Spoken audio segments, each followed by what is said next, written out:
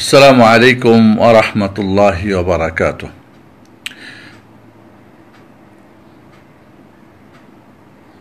Corona virus ও মাসাইল series প্রশ্নোত্তরে আজকের number প্রশ্নোত্তর 10। করোনা ভাইরাসে আক্রান্ত মৃতদেহকে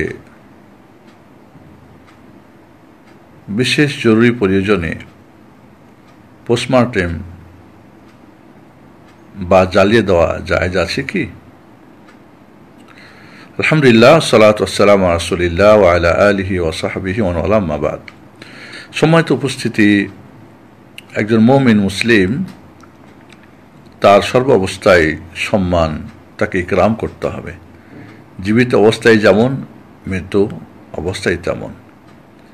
কাজেই কোনো মৃতদেহকে সাধারণভাবে পোস্টমর্টেম করা অপ্রয়োজনে বা জ্বালিয়ে দেওয়া, পুড়িয়ে দেওয়া সম্পূর্ণভাবে হারাম। তবে বিশেষ জরুরি কারণে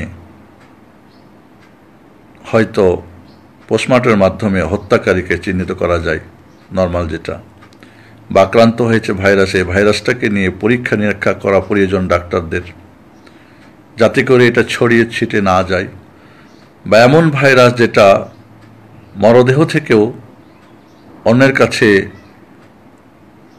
সেটা বিপদ হতে পারে। তাহলে 3 জন কমপক্ষে মুসলিম ডাক্তার বা মুসলমান ডাক্তারদের একটি টিম যদি এই ধরনের কোনো প্রয়োজন মনে করেন যে পোস্টমর্টেম করতে হবে অথবা পুড়িয়ে দিতে হবে, না হলে বিপদ আছে, বিপজ্জনক, এমন অবস্থায় ডাক্তাররা সে দেশের ওলামাদের সাথে বসে ফতোয়া নিয়ে বিশেষ জরুরি কারণে সেটা করতে পারে, সেটা করা জায়েজ হতে পারে।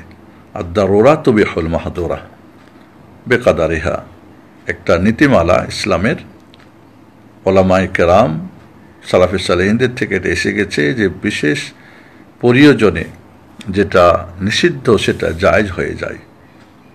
এজন্যে বিশেষ জরুরি কারণ ছাড়া, মুসলিম ডাক্তারদের ঐক্যমত ছাড়া এবং সেক্ষেত্রে ওলামাদের ফতোয়া নিয়ে সেই কাজ করা যেতে পারে।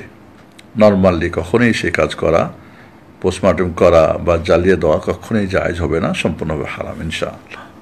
আসসালামু আলাইকুম ওয়া রাহমাতুল্লাহি ওয়া বারাকাতুহু।